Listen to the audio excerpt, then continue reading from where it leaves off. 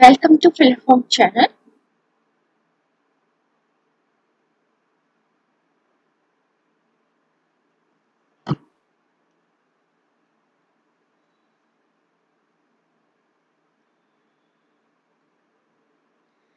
तो ये new CTET batch 15 अगस्त से शुरू हो रहा है। इसमें जो है आपके अच्छे से तैयारी करवाई जाएगी और जो इसमें सोशल साइंस सब्जेक्ट का जो है 9 बजे क्लास होगी डेली।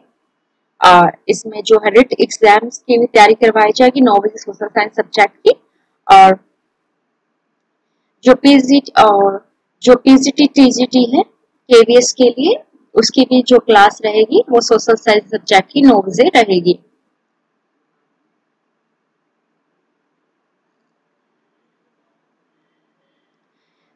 तो शुरू करते हैं। आज हम पढ़ेंगे जो दिल्ली सल्तनत की जो 4th डायनेस्टी थी, सैयद के बारे में पढ़ेंगे, सैयद वंश और लोधी वंश के। तो आज हमारा जो है दिल्ली सल्तनत के ऊपर टॉपिक अच्छे से कवर हो जाएगा। तो स्टूडेंट्स जल्दी से एक्टिव हो जाइए और चैट बॉक्स में कमेंट कीजिए।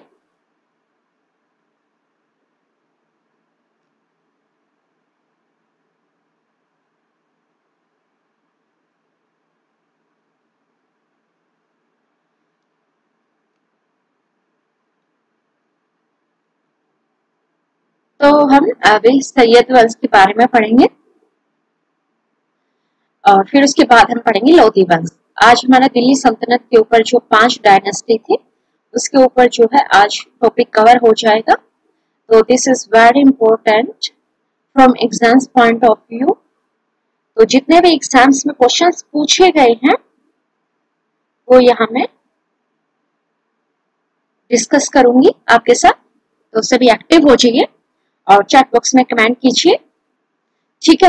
मेरी कोई भी क्लास स्टूडेंट्स मिस मत कीजिए। अगर आपको सीटेट, रिट और PGT history, TGT social science subject का एग्जाम्स अगर आपको क्लियर करना है तो मेरी कोई भी क्लास मिस मत कीजिए, क्योंकि जो मैं यहाँ कंटेंट प्रोवाइड कर रही हूँ एक तो वो एनसीईआरटी बेस्ड है और इसमें जितने भी, क्योंकि देखो आप पीजीटी टीजीटी या सीटेट की तैयारी कर रहे हो उसमें ज्यादा फोकस एनसीईआरटी की बुक्स पर ही होता है। तो मैं जो कंटेंट लेके आती हूँ वो मेरा सारा का सारा जो है एनसीईआरटी बेस्ड पर होता है और इससे आपकी अच्छे से तैयारी हो जाएगी। तो आज मैं सैयद वंश के बारे में पढ़ा रही हूँ, ठीक है। मेरी क्लास को आप लास्ट तक देखिए, बीच में छोड़ के मत जाइए। अगर आप बीच में छोड़ के जाओगे तो आपका जो इम्पोर्टेंट टॉपिक है वो अधूरा रह जाता है। तो मेरी क्लास को पूरा अंत तक अटेंड कीजिए और जो है क्लास को ज्यादा से ज्यादा इस सेशन को लाइक कीजिए, ठीक है। और बाकी स्टूडेंट्स को भी बोलो कि सोशल साइंस सब्जेक्ट की जो क्लास है वो रेगुलर हो रही है और इसको जो है फिल्म चैनल्स को सब्सक्राइब कीजिए, लाइक कीजिए, शेयर कीजिए, ठीक है। आपको मेरी ही क्लास से जो है सोशल साइंस सब्जेक्ट की इतने अच्छे से तैयारी हो जाएगी, आपको कहीं और वीडियो या कहीं और बुक पे पढ़ने की भी जरूरत नहीं रहेगी, क्योंकि मैं हर एक जो कंटेंट है वो काफी अच्छा है, इसी से आपकी अच्छे से तैयारी हो जाएगी। तो जो सैयद वंश आता है इसका टाइम पीरियड 14 से लेकर 1451 तक था। इसने सबसे कम समय तक शासन किया था। तो एग्जाम्स में जो क्वेश्चंस पूछे जाते हैं कि कौन सा वंश था जिसने सबसे कम समय तक शासन किया, तो वो था सैयद वंश। और स्टूडेंट्स चैट बॉक्स में लिखिए आंसर कि दिल्ली सल्तनत का वह कौन सा वंश था जिसने लंबे समय तक शासन किया था। मैंने आपको जब उस वंश के बारे में पढ़ाया था तो इस क्वेश्चन के बारे में बताया था कि दिल्ली सल्तनत का वह कौन सा वंश है जिसने की लंबे समय तक शासन किया था? तो आप आंसर लिखिए चैट बॉक्स में।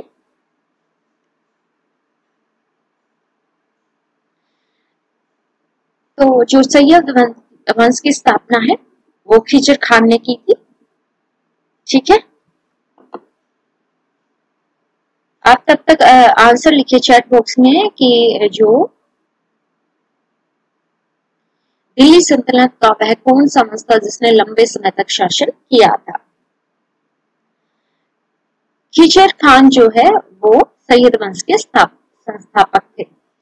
तैमूर के भारत छोड़ने से पहले उसने खिजर खान को मुल्तान का गवर्नर नियुक्त किया था।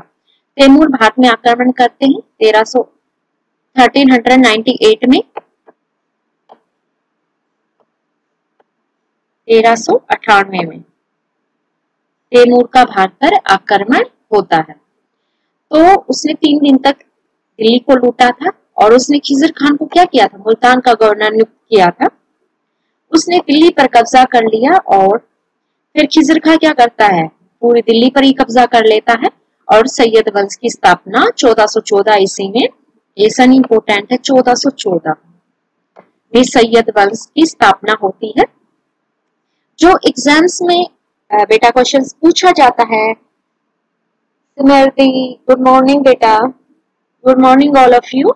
अच्छा लगता है जब आप स्टूडेंट्स एक्टिव होते हैं और चैट बॉक्स में कमेंट करते हैं। तो 1414 में उसने सुल्तान की उपाधि धारण नहीं की और रायत आला से जो है वो संतुष्ट था। उसने रियात ए आला की उपाधि के साथ वो है सत्ता में जो है बैठता है। एग्जाम्स में क्वेश्चंस पूछा जाता है कि दिल्ली सल्तनत का वह कौन सा सुल्तान था जिसने सुल्तान की उपाधि धारण नहीं की, रियात ए आला से वह संतुष्ट था, या उसकी उपाधि का नाम था रियात ए आला। तो this is very important point, note it down in your notebook. Okay, तो आपको यहाँ पे 3 क्वेश्चंस आपके क्लियर हो गए। खिजर खान, ठीक है, जिसने कि सैयद वंश की स्थापना की, कब की? 1414 में की और उसकी उपाधि क्या थी? रियात आला थी। तो यहाँ पे 3 जो इंपॉर्टेंट क्वेश्चंस यहाँ से इससे बनते हैं, इस वंश से, मैंने वो आपको बताए हैं। यहाँ पर आप मेरी जो प्रीवियस क्लास है दिल्ली सल्तनत के ऊपर, दिल्ली सल्तनत के ऊपर मेरी प्रीवियस क्लास को जाके देखिए। आप जो है फिलर फॉर्म लाइव क्लास देखेंगे ना सोशल साइंस सब्जेक्ट की, तो वहां पर मेरे जितने भी दिल्ली सल्तनत के ऊपर क्लासेस है आप उनको एक साथ देखिए। 4 क्लासेस हैं, उनको देखिए। इससे क्या है, आपका दिल्ली सल्तनत के ऊपर कोई भी क्वेश्चंस अधूरा नहीं रहेगा, हर डाउट्स आपके क्लियर हो जाएंगे। तो आप मेरी हर एक दिल्ली सल्तनत आज जो टॉपिक है खत्म हो जाएगा। ठीक है, तो आपका है ना दिल्ली सल्तनत से जो इम्पोर्टेंट क्वेश्चंस एग्जाम से पूछे गए हैं वो मैंने सभी इसमें इंक्लूड किए कंसेप्ट के साथ आपकी। तो सिमिलरली आप बताइए कि वह दिल्ली सल्तनत का कौन सा वंश था जिसने लंबे समय तक शासन किया था? उन्हें सैयद वंश का एक महत्वपूर्ण शासक माना जाता है। तो जो ये खिजर खान है, इसने नींव रखी थी और इसने दिल्ली सल्तनत को मजबूत करने की कोशिश की और 1421 में इसकी मृत्यु हो जाती है। तो इसने 1414 से लेकर 1421 तक शासन किया था। Let's see this in English. So Khizr Khan ruled over Delhi Sultanate from 1414 to 1421. Before Taimur left India, he appointed Khizr Khan as governor of Multan. He captured Delhi and founded the Sayyid dynasty in 1414. Okay, so he didn't adopt the title of Sultan and was content with Rayat e Ala. So this is very important point. Note it down. He is considered to be an important ruler of the Sayyid dynasty. He tried to consolidate the Delhi Sultanate, but in vain.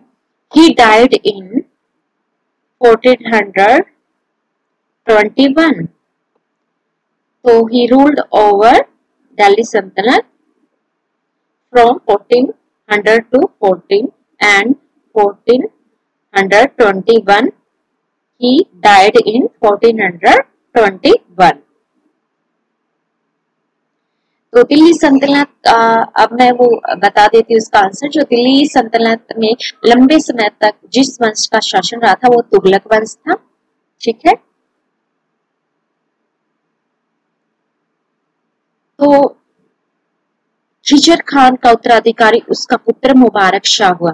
ठीक है, तो हम यहाँ मुबारक शाह उसका पुत्र था जिसने 1421 से लेकर 1433 तक शासन किया। ठीक है, उसके बारे में कुछ क्वेश्चन नहीं पूछा जाता इसलिए इतना ही। फिर मोहम्मद शाह गद्दी पर बैठते ही 1434 में और इनका शासन रहता है 1443 तक। फिर ये भी क्या है, हमेशा साजिशकर्ताओं के खिलाफ कार्रवाई में व्यस्त रहे, षड्यंत्र होते रहते हैं, तो इसलिए ये कुछ कर नहीं पाते हैं। और फिर इसका पुत्र आलम शाह है उत्तराधिकारी बनता है 1445 में। तो Mubarak Shah was succeeded by his son Mubarak Shah. तो Khizr Khan was succeeded by his son Mubarak Shah, और after that Muhammad Shah, who succeeded Mubarak Shah, was always busy acting against conspirators and gradually lost control over his nobles. Muhammad Shah died in 1445 and was succeeded by his son Alam Shah. तो आलम शाह वैसा सैयद राजकुमारों में सबसे कमजोर था। उसने वजीर आमिद खान ने बहलूल लोदी को सेना की कमान सौंपी। ठीक है, उसका वजीर था, उसका नाम था आमिद खान। उसने क्या है, जो बहलूल लोदी थी उसको सेना का जो युद्ध मंत्री बना देते हैं उसको। फिर आलम शाह ने महसूस किया कि एक शासक के रूप में बने रहना मुश्किल होगा, इसलिए वह बदायूं में चले जाते हैं। ठीक है, और इस प्रकार जो है अब बहलौल लोदी का जो है शासन शुरू होगा। तो आलम शाह सैयद वंश के अंतिम शासक रहे थे। तो इतना जो इम्पोर्टेंट था सैयद वंश के बारे में जानने वो मैंने बता दिया है, क्योंकि ज्यादा सैयद वंश के बारे में जो क्वेश्चंस पूछे जाते हैं वो यही है कि सैयद वंश ने सबसे कम समय तक शासन किया था और खिजर खान ने रेत आला की उपाधि धारण की थी और आलम शाह जो है इसके सबसे कमजोर शासक थे। अंतिम जो सैयद वंश के सुल्तान थे वो आलम शाह थे। अब हम इंग्लिश में देखते हैं इसको। ठीक है, अच्छा जो स्टूडेंट्स रेगुलर मेरी क्लास को अटेंड कर रहे हैं उनको सोच लो कि उनकी अच्छे से तैयारी हो रही है। ठीक है, और जो स्टूडेंट मिस कर रहे हैं क्लास को उनका फिर काफी लॉस होगा बाद में। He was weakest amongst all Sayyid princes and proved to be incompetent. So Alam Shah ruled over Delhi Sultanate from 1445 to 1451.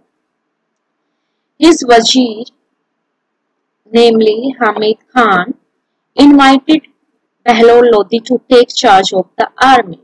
तो जो इसका वजीर था हामिद खान ने बोला कि बहलौल लोदी को बोला कि आप जो है युद्ध मंत्री बनिए, सेना का नेतृत्व कीजिए। और Alam Shah realize that it would be difficult to continue as a ruler, so he retired to Badaun. तो इस प्रकार से जो है अब नई वंश लोदी वंश की स्थापना होगी। अब हम लोदी वंश, सैयद वंश के बाद अब लोदी वंश आता है। ये दिल्ली सल्तनत का 5वां वंश है, अंतिम वंश है। इसके बाद क्या है, मुगल आएंगे भारत में। ठीक है, बाबर आएगा, लोदी वंश को समाप्त करके मुगल काल की शुरुआत होती है। फिर The Lodhis were the last ruling dynasty of the Sultanate period and first to be headed by the Afghans. तो क्वेश्चंस इस प्रकार से पूछा जाता है कि दिल्ली सल्तनत में किस वंश ने जो है अफगान वंश की स्थापना की थी? तो ये लोधी वंश था। Who ruled over Sirhind when the Sayyid ruled in India? ठीक है, लोधी सल्तनत काल के अंतिम शासक थे और सबसे पहले अफगानों के नेतृत्व में थे, जिन्होंने भारत में सैयदों के शासन के दौरान सरहिंद पर शासन किया था। तो जो लोधी वंश है ये सबसे पहले जो है अफगान वंश की स्थापना करते हैं। और दूसरा माना जाता है कि दूसरी बार जो है अफगान वंश की स्थापना कौन करता है? शेरशाह सूरी करते हैं। तो इस तरीके से जो क्वेश्चंस यहाँ पर बनता था वो मैंने आपको ठीक है हाईलाइट कर दिया है कि क्वेश्चंस पूछा जाता है कि दिल्ली सल्तनत के कौन से वंश ने अफगान वंश की पहले अफगान वंश की स्थापना की थी? बहलोल लोधी ने। और दूसरे अफगान वंश की स्थापना की थी शेरशाह सूरी ने। अब बहलोल लोधी के ऊपर जो महत्वपूर्ण क्वेश्चन पूछे जाते हैं, तो इसने शासन किया था 1451 से लेकर 1489 ईस्वी तक। इन्होंने लोधी वंश की स्थापना की। ठीक है, फिर इसने जौनपुर के सुल्तान को हराया। बहलोल लोधी ने जौनपुर के सुल्तान को हराया और इसे दिल्ली सल्तनत में मिला दिया था। तो ये क्वेश्चन एग्जाम्स में पूछा जाता है कि कौन से लोधी सुल्तान ने जौनपुर को दिल्ली सल्तनत में मिलाया था? तो वो थे बहलोल लोधी। उसने कालपी और धौलपुर के शासकों को भी दिल्ली के अधीन कर दिया था। तो इम्पोर्टेंट है ये जौनपुर, कालपी और धौलपुर। पूछा जाता है कि इनके शासकों को किसने हराया था? ये हराया था बहलोल लोधी ने, इनके शासकों को हरा दिया था। उसने सरकी राजवंश पर कब्जा कर लिया था। तो बहलोल लोधी ने सरकी राजवंश पर कब्जा कर लिया और बहलोल तांबे के सिक्कों की शुरुआत की। बहलोल लोधी ने क्या की थी? तांबे के सिक्कों की शुरुआत की थी। और 1489 में क्या होता है? इसकी मृत्यु हो जाती है और सिकंदर लोधी जो है इसके बाद सिंहासन पर बैठता है। तो जो इम्पोर्टेंट क्वेश्चंस बनते थे बहलोल लोधी के वो मैंने आपको बता दी हैं। ठीक है, तो बहलोल लोधी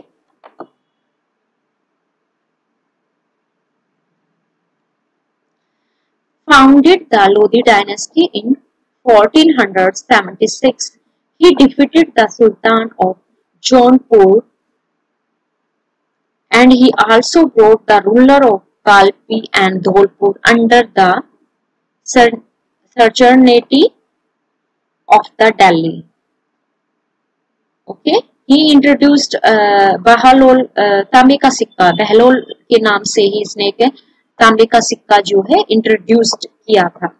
बहलोल जो है तांबे का सिक्का था। एग्जाम से पूछा जा सकता है कि बहलोल सिक्का तो किस जो है मेटल का बना हुआ था, सोने का बना हुआ था, चांदी का बना था? वो बना हुआ था कुप्पर, तांबे का बना हुआ था। और 1489 में वो डाइड हो जाता है and was succeeded by Sikandar Lodhi. अब हम पढ़ेंगे सिकंदर लोधी के बारे में। ठीक है, तो ये इंपॉर्टेंट है यहाँ पे सिकंदर लोधी। तो सिकंदर लोधी रूल्ड ओवर दिल्ली सल्तनत from 1489 to 1517. He was the greatest of the three Lodi sovereigns. He brought the whole of Bihar under his control. तो पूरे बिहार को कंट्रोल में कौन लाया था? सिकंदर लोधी लाया था। And many Rajput chiefs were defeated. तो क्वेश्चन में जब पूरे बिहार को जो है अपने अंदर लाने वाला था Sikandar Lodhi. He attacked Bengal and forced its ruler to conclude a treaty with him and extended his kingdom from Punjab to Bihar. तो सिकंदर लोधी ने जो है अपना पंजाब से बिहार तक जो है अपने शासन का विस्तार किया था। तो this is very important point. Sikandar Lodhi ने जो है पंजाब से बिहार तक शासन किया था। ठीक है, सिकंदर लोधी के बारे में पढ़ेंगे। वह एक अच्छा प्रशासक था। उसने सड़कों का निर्माण किया, किसानों के लाभ के लिए कई सिंचाई सुविधाएं प्रदान की। अच्छा गजे सिकंदरी एक नया मानदंड और खातों की लेखा परीक्षा की एक प्रणाली की शुरुआत की। तो गजे सिकंदरी की शुरुआत की इसने, और भूमि को है जो है भूरासम निर्धारित करने के लिए इसने भूमि की जो है माप करवाई थी, और इसने गजे सिकंदरी की शुरुआत की थी। और जो भी खर्च होता था उसका रिकॉर्ड लिखने की शुरुआत किया है वो सिकंदर लोदी ने कराई थी। तो he was a good administrator. He built roads and many irrigation facilities were provided for the benefits of the peasantry. He introduced the Ghazi-Iskandari, a new measurement yardstick and a system of auditing of accounts. तो ये यहाँ पर 2 points इंपोर्टेंट्स हैं, ये पूछा जाता है exams में कि जो अकाउंट्स की शुरुआत कब से होगी, जो भी खर्चा होता है उसकी लेखा जोखा रिकॉर्ड रखना कब से शुरू हुआ था, सिकंदर लोदी के टाइम से शुरू होता है। तो मैं इस पॉइंट्स को हाईलाइट कर देती हूँ। तो ऑडिटिंग ऑफ अकाउंट्स और जो ये है गजे सिकंदरी की शुरुआत जो है सिकंदर लोदी करते हैं, और ये हिंदू माता की संतान थे। ये भी पूछा जाता है एग्जाम में कि कौन कौन जो है फिरोज तुगलक, सिकंदर लोदी, ये क्या थे, ये हिंदू माता की संतान थे। इतने गुण होने के बावजूद वह कट्टर था और गैर मुसलमानों के प्रति जो है असहिष्णु गुण था। कई मंदिरों को नष्ट कर दिया और उसने गैर मुसलमानों पर जजिया फिर से लगा दिया था। ठीक है, 1504 में उन्होंने आगरा की स्थापना की। ये इंपॉर्टेंट है। यहाँ पर 2 जो इम्पोर्टेंट पॉइंट जो एग्जाम्स में हमेशा पूछे जाते हैं, तो आपको जो याद रखनी है कि आगरा की स्थापना किसने की थी, सिकंदर लोदी ने की थी। तो आगरा की स्थापना सिकंदर लोदी और कब करते हैं, 1504 में करते हैं। ठीक है, तो ये इम्पोर्टेंट है। फिर वो अपने इसको राजधानी बना लेते हैं आगरा को। ठीक है, हिंदू माता, ये भी पूछा जाता है, हिंदू माता की संतान थे, फिर भी ये हिंदुओं के प्रति इनका जो स्वभाव था वो कठोर था। और दूसरा क्वेश्चन पूछा गया है कि आगरा की स्थापना कब की गई थी, 1504 में की गई थी। फिर ये गुलराखी नाम से ये छंद भी लिखते थे फारसी में। एग्जाम से पूछा जाता है कि वह दिल्ली सल्तनत का कौन सा सुल्तान था जो गुलराखी नाम से फारसी छंद लिखता था। तो गुलराखी का जो संबंध है वो किससे, सिकंदर लोदी से। तो इस तरीके से एग्जाम्स में क्वेश्चंस पूछे गए हैं। अब इसको इंग्लिश में देखते हैं। ठीक है, तो despite having applaudable qualities, he was a bigot and was intolerant towards non-Muslims. ठीक है, many temples were destroyed and he reimposed jizya on non-Muslims. ठीक है, in 1504 he founded Agra and wrote Persian verses under the name Gulrakhi. So this is very important. Gulrakhi belonged to Sikandar Lodi. अब जो इब्राहिम लोदी के बारे में पढ़ेंगे, ये महत्वपूर्ण रूलर है जो लोदी वंश के। तो सिकंदर लोदी का उत्तराधिकारी उसका सबसे बड़ा पुत्र इब्राहिम लोदी था, जो एक दमनकारी शासक था। उसने अपने दरबार में रईसों का अपमान किया, विद्रोह करने वालों को मौत के घाट उतार दिया। ठीक है, तो यही वजह थी। इसका स्वभाव क्या था, अमीरों के प्रति सही नहीं था। इसके कारण बहुत सारे इसके काल में विद्रोह होते रहते हैं। तो एग्जाम्स में ये क्वेश्चन बार बार पूछा जाता है कि किसने बाबर को भारत में बुलाया था। अगर ये दौलत खान लोदी बाबर को नहीं बुलाते तो भारत में जो है मुगलों का आना असंभव था। इसलिए इम्पोर्टेंट क्वेश्चंस है कि किसने बाबर को भारत में आने के लिए बुलाया था, इनवाइट किया था किसने। तो जो पंजाब का गवर्नर था दौलत खान लोदी, ये इम्पोर्टेंट है। ये पंजाब का गवर्नर था दौलत खान लोदी। इसने इब्राहिम लोदी ने क्या किया था, इसको अपमानित कर दिया था। तो इसने क्या किया, तो इससे क्या हुआ, इब्राहिम लोदी के काल में जो राजा और दरबारियों के बीच जो संबंध थे वे मधुर नहीं रहते हैं, विद्रोह होते रहते हैं बहुत ज्यादा। तो इब्राहिम लोदी के रवैये से नाराज दौलत खान लोदी ने बाबर को भारत पर आक्रमण करने के लिए आमंत्रित किया। बाबर ने दिल्ली के खिलाफ मार्च किया। पानीपत की पहली लड़ाई में इब्राहिम लोदी को हराया और मार डाला। 1526 में इस प्रकार अफगान राज्य केवल 75 वर्षों तक चला। ठीक है, तो ये पहला अफगान राज्य था जिसकी स्थापना बहलोल लोदी ने की थी, और दूसरे अफगान राज्य की स्थापना किसने की थी, जो दूसरे अफगान राज्य की स्थापना हमें शेरशाह सूरी ने की थी। तो यहाँ पर जो दो इम्पोर्टेंट क्वेश्चंस पूछे गए हैं वो मैं आपको बता रही हूँ।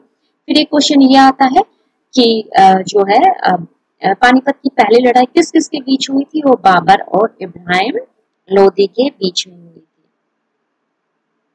बाबर और इब्राहिम लोदी के बीच में यहाँ पर क्या होती है, लड़ाइयां होती हैं। बाबर और इब्राहिम लोदी के बीच में 1526 में पानीपत की पहली लड़ाई होती है, और इसमें क्या होता है, बाबर इब्राहिम लोदी को हरा देता है, और इस प्रकार जो है अफगान राज्य का अंत हो जाता है। देखो जो बहलोल लोदी था ना, वो क्या करता था कि जो अफगान में शासन होता था, जो बाकी के अमीर थे उनको अच्छे से मतलब संबंध स्थापित करके चलता था बहलोल लोदी। वो अमीरों के साथ बैठता था, और बहलोल लोदी कभी भी सिंहासन पर नहीं बैठता था। वो अपने जो प्रांत के गवर्नर होते थे उनके साथ बैठता था, अपने अमीरों के साथ बैठता था, और उनको सम्मान दर्जा देता था, उनको जो है निम्न दर्जे का नहीं समझता था। इसलिए बहलोल लोदी ने शासन करने में सफल रहे। लेकिन इब्राहिम लोदी ने क्या किया, इब्राहिम लोदी ने जो है बहलोल लोदी के शासन करने के तरीकों को नहीं अपनाया। उसने जो है अमीरों को बराबरी का दर्जा नहीं दिया। उसने माना कि इब्राहिम लोदी जो सुल्तान है उसका स्थान ऊपर है, और जो ये बाकी के रईस है इनका स्थान जो है उनसे नीचे है। तो यही वजह थी इब्राहिम लोदी से जो वहां के जो अमीर रईस थे और जो प्रांतों के गवर्नर थे वो नफरत करने लगते हैं इब्राहिम लोदी से। और जब पंजाब का दौलत खान लोदी जो है इब्राहिम लोदी के रवैये से इतना दुखी हो जाता है कि बाबर को बोलता है कि और बाबर का साथ देता है, और इब्राहिम लोदी जो है हार जाता है। खानवा का युद्ध हुआ, ये इम्पोर्टेंट है। 1527 में खानवा का युद्ध होता है, राणा सांगा। ठीक है, 1527 में राणा सांगा और बाबर के साथ खानवा का युद्ध होता है, और इसी युद्ध में बाबर जो है वो जो है गाजी की भी उपाधि धारण करते हैं, और उसको जो कहते हैं कि ये मेरा जो है हिंदुओं के प्रति जो है युद्ध है। क्योंकि पहले राणा सांगा ने बाबर का साथ देने का वचन दिया था, लेकिन बाद में उसने साथ नहीं दिया था। इसलिए खानवा का युद्ध जो है बाबर और राणा सांगा के बीच होता है। तो जब हम मुगल एम्पायर के बारे में पढ़ेंगे, दिल्ली सल्तनत के बाद है, अब दिल्ली सल्तनत का जैसे ही अंत होता है तो एक नए युग की शुरुआत होती है, मुगलों की शुरुआत होती है, मुगल भारत में आते हैं। तो मैं यहाँ बता रही हूँ कि जो दिल्ली सल्तनत के बाद क्या है, मुगल आएंगे। तो स्टूडेंट्स मैं आपसे पूछना चाहती हूँ कि सोशल साइंस सब्जेक्ट में मैं अभी आपको हिस्ट्री ज्योग्राफी के मैंने 3 लेक्चर लिए हैं, 3 सेशन मैंने ज्योग्राफी के ऊपर लिए हैं, और सिविक्स के ऊपर नागरिक शास्त्र के ऊपर मैंने मौलिक अधिकारों के बारे में पढ़ाया है। एक क्लास मैंने उसके ऊपर भी ली है। तो जितनी भी क्लासेस मैंने ली है, क्योंकि सोशल साइंस सब्जेक्ट में आपको ज्योग्राफी, इकोनॉमिक्स और हिस्ट्री और सिविक्स ये सभी सारे सब्जेक्ट पढ़ने पड़ेंगे आपको। तो आप चैट बॉक्स में लिखिए कि आप कल, मैं हिस्ट्री को कंटिन्यू रखूं, मैं आपको मुगल एम्पायर, मुगल डायनेस्टी के बारे में कल से पढ़ाना शुरू करूं, या फिर मैं आपको इकोनॉमिक्स का पढ़ाना शुरू करूं कल से, कि मैं इकोनॉमिक्स शुरू कर देती हूँ। मैंने यहाँ पर हिस्ट्री का आपका जो है मौर्य डायनेस्टी और गुप्त डायनेस्टी, दिल्ली सल्तनत, ये हिस्ट्री के जो महत्वपूर्ण टॉपिक है वो मैंने करवा चुकी हूँ। आप चैट बॉक्स में बताइए कि कल से मैं आपको इकोनॉमिक्स का टॉपिक पढ़ाना शुरू करूं या मुगल डायनेस्टी के बारे में ही पढ़ाऊं आपको, जिसमें बाबर, हुमायूं, अकबर, जहांगीर, शाहजहां, औरंगजेब, मुगल काल में जो ये है सुल्तान हुए, इनके बारे में पढ़ना चाहोगे या फिर इकोनॉमिक्स का एक नया टॉपिक पढ़ना चाहोगे? तो आप चैट बॉक्स में लिख सकते हैं कि आप क्या चाहते हो।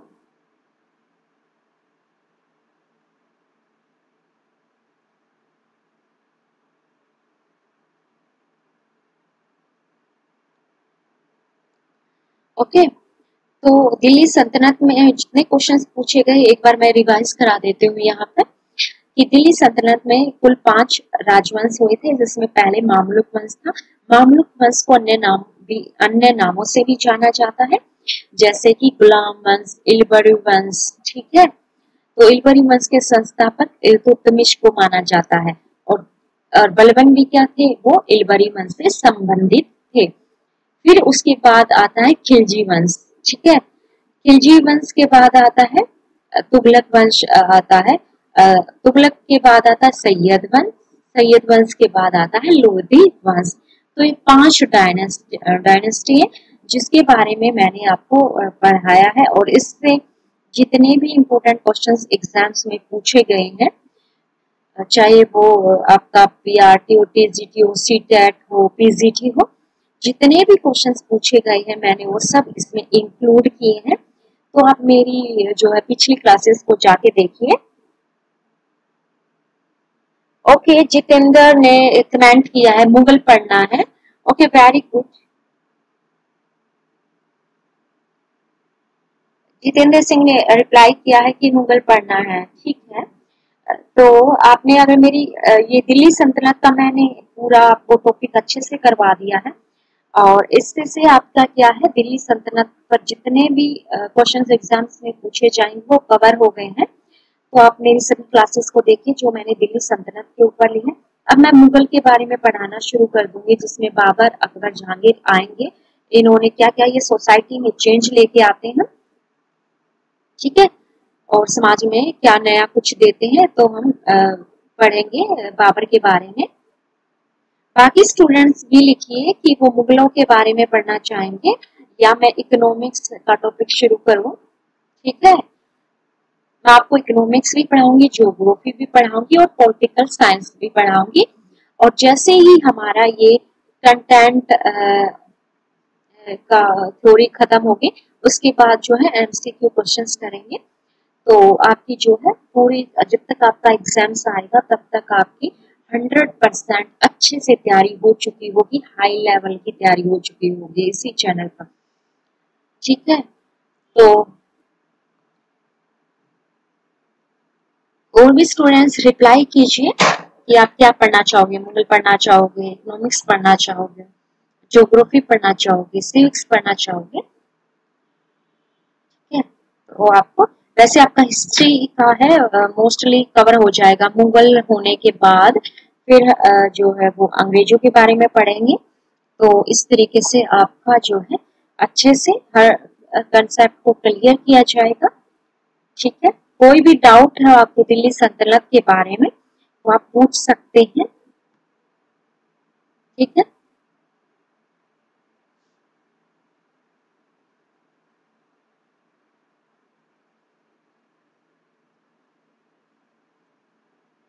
तो जो लोधी वंश में जो बहलो लोधी आता है वो अफगान वंश की स्थापना करता है, और उसको शासन करने का तरीका था, वो सभी अमीरों को समान मानता था, भेदभाव नहीं करता था अमीरों के साथ।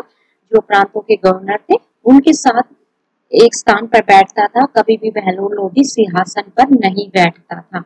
लेकिन इस परंपरा को इब्राहिम लोदी ने नहीं अपनाया, और यही कारण था कि इब्राहिम लोदी को क्या है, अपने अमीरों का अमीरों के विद्रोह का सामना करना पड़ता है, और उसने बहुत से अमीरों को अपना दुश्मन बना लिया था।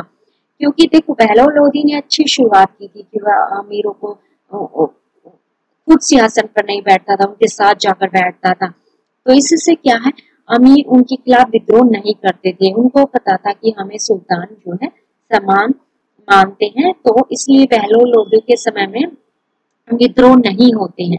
लेकिन जो है इब्राहिम लोदी ने तो क्या इससे विपरीत पंथा अपनाए, इसने जो है सुल्तान को देवी सिद्धांत के आधार पर बलबन की तरह महत्व दिया। तो इसी कारण इब्राहिम लोदी जो है अपने अमीरों के बीच जो है अनपॉपुलर हो जाते हैं। ठीक है, ओके। अदिति ने रिप्लाई दिया सिविक्स। ओके, जितेंद्र ने बोला मुगल पढ़ना है और अदिति ने बोला है सिविक्स।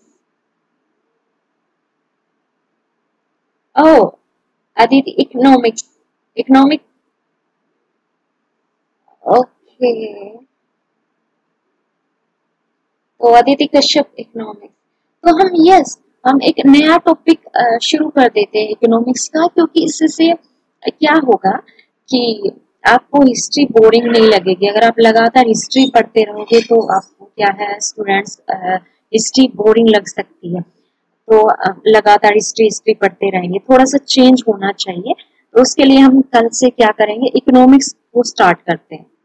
इकोनॉमिक्स देखो, सिविक्स जिसमें हम संविधान के बारे में पढ़ते हैं, मौलिक अधिकार, वो तो इजीली है। ठीक है, तो इकोनॉमिक्स के बारे में कुछ नया चेंज लेके आते हैं और इकोनॉमिक्स के बारे में पढ़ेंगे। ठीक है जितेंद्र, कोई बात नहीं, हम जो है मुगलों को भी पढ़ेंगे। एक बार इकोनॉमिक्स का टॉपिक पढ़ लेते हैं, फिर हम उसको मुगलों के बारे में पढ़ लेंगे, क्योंकि क्वेश्चंस थोड़ा आप कंफ्यूज भी नहीं होंगे कि जो है दिल्ली सल्तनत के जितने भी आप एक बार अच्छे से सभी क्लासेस को देख लो आप, और उसमें आप कंफ्यूज नहीं होंगे, दिल्ली सल्तनत और जो है मुगल एम्पायर। ठीक है, तो और तो इसलिए हम थोड़ा चेंज लेके आते हैं और इकोनॉमिक्स की क्लास स्टार्ट करते हैं कल से। तो मैं आपकी रेगुलर क्लास लूंगी और कल 9 बजे में है, फिर इकोनॉमिक्स की क्लास लेना शुरू कर देती हूँ कल से। तो सभी स्टूडेंट्स से है कि वो रेगुलर रहो, मेरी क्लास देखो, और जितनी भी क्लासेस मेरी हो चुकी हैं वो आप फिलर होम चैनल पे जाके प्लेलिस्ट में देखोगे ना, तो मेरी जितनी भी सोशल साइंस सब्जेक्ट पर है, वो चाहे सिविक्स पर क्लासेस हुई हैं, ज्योग्राफी के ऊपर हुई है, वो क्लासेस देखिए, सभी क्लासेस देखिए। और ठीक है, और रेगुलर रहिए। तो हम कल स्टार्ट करते हैं एक नया टॉपिक। ओके, तो इसको एक बार इंग्लिश में देख लेते हैं।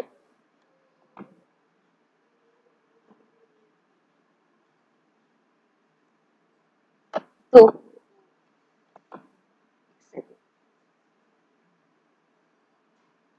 Ibrahim Lodi ruled over Delhi Sultanate from 1517 to 1526. Sikandar Lodi was succeeded by his adult son, Ibrahim Lodi, who was an arrogant and repressive ruler. He insulted his nobles in the court. And the ones who revolted were put to death. देखो, ये insult करता है अपनी अमीरों की। जहां जो है बहलोल लोदी इनको सम्मान देता है, इसका रिगार्ड करता है नोबल्स का, और इब्राहिम लोदी इसका उल्टा करता है। तो एग्जाम्स में कई बार पूछा गया है कि क्या वजह थी कि बहलोल लोदी ने जहां अमीरों को तो रिस्पेक्ट दी, उनका रिगार्ड किया, लेकिन इब्राहिम लोदी ने उसका क्या है, उनकी इंसल्ट की। इसी की वजह से क्या है, इब्राहिम लोदी क्या है, उसको हार का सामना करना पड़ा, बाबर के हाथ को हार का सामना करना पड़ा। तो दौलत खान, यस अदिति बेटा, टाइमिंग यही रहेगी 9 बजे मेरी रेगुलर, मंडे टू सैटरडे मैं रेगुलर क्लास लेती हूँ, 9 बजे लेती हूँ, डेली क्लास होती है मेरी। और आप लाइव क्लास अटेंड कीजिए। आपके बेटा कोई भी जो है डाउट्स है तो आप वो पूछ सकते हैं दिल्ली सल्तनत के ऊपर से। और आप जितना रेगुलर रहेंगे, कंसेप्ट को समझना, आपको कंसेप्ट को समझ गए, आप कंटेंट समझ गए, तो आप जो है एग्जाम्स में क्वेश्चंस इजीली जो है सोल्व कर पाओगे। क्योंकि अगर आप कंसेप्ट नहीं पढ़ोगे, कंटेंट को नहीं समझोगे, तो एग्जाम्स में कई बार होता है कि आप कंफ्यूज हो जाओगे इसका आंसर क्या है, क्योंकि कंसेप्ट बेस्ड भी क्वेश्चंस आते हैं। मैंने आपको अपने प्रीवियस जो क्लास ली है उसमें बताया कि किस तरीके से क्वेश्चंस पूछा जाता है। उसमें एक स्टेटमेंट दी जाती है और एक उसका रीजन दिया जाता है। तो उसमें पूछा जाता है कि A is the right explanation of B. इस तरीके से जो क्वेश्चन आते हैं कंसेप्ट बेस्ड आते हैं, तो वो आप तभी कर पाओगे उनके आंसर। और ये 5-6 क्वेश्चंस आते हैं एग्जाम्स में कंसेप्ट बेस्ड पर इस तरीके से। और वैसे भी कंसेप्ट को अच्छे से समझ लोगे आप, तो जो आपके फैक्ट बेस्ड क्वेश्चंस होते हैं वो इजीली आपको जो है मेमोराइज करने में इजी रहेगा।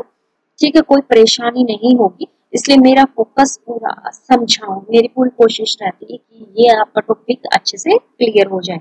तो टाइमिंग अदिति बेटा यही रहेगी, 9 बजे रहेगी डेली। और ठीक है, और स्टूडेंट्स का कोई डाउट हो, वो कुछ अपने शेयर करना चाहते हैं कुछ, तो वो चैट बॉक्स में लिख सकते हैं। ठीक है,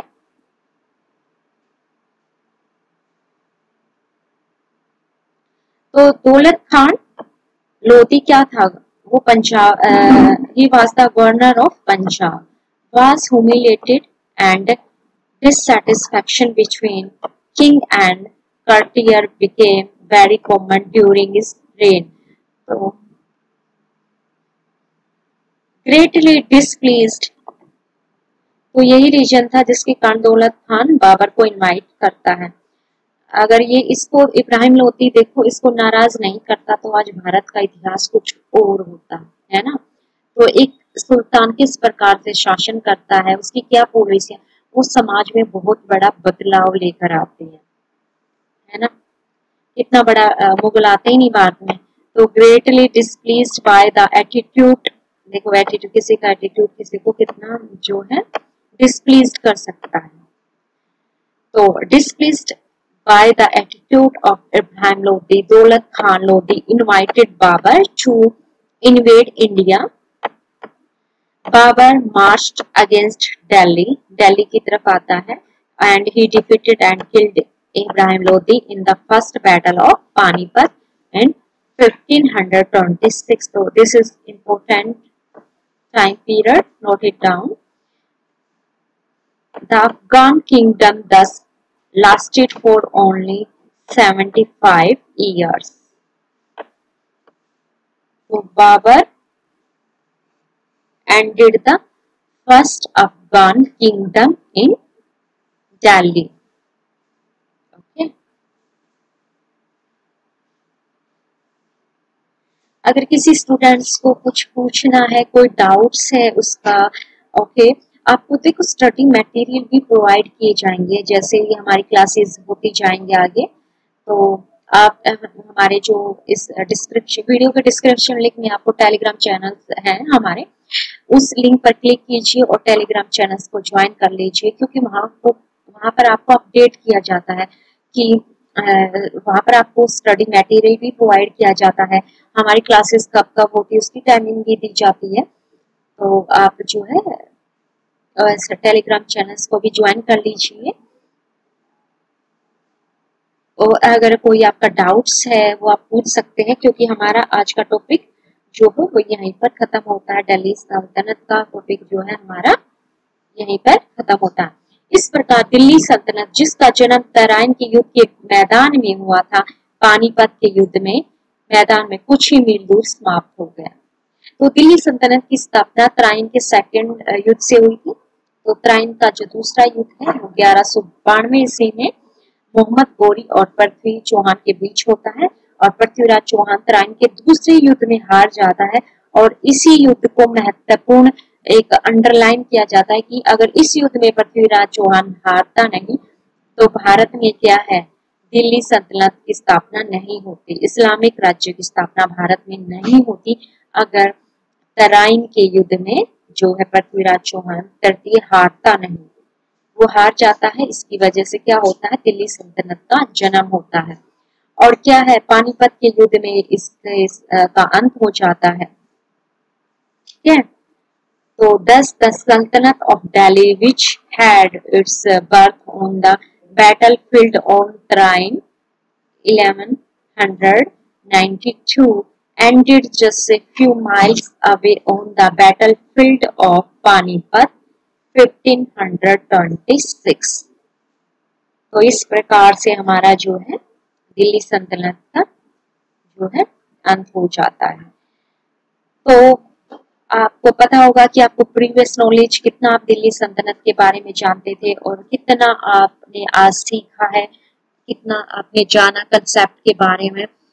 मैं एक नया पर्सपेक्टिव लेके आती हूँ, एक नई अप्रोच लेके आती हूँ, टॉपिक को समझने की एक नई अप्रोच लेके आती हूँ मैं अपने क्लास में कि आप टॉपिक को एक नई अप्रोच से समझिए, ठीक है। तो उससे क्या है, आप इजीली फैक्ट को भी मेमोराइज कर पाओगे, ठीक है।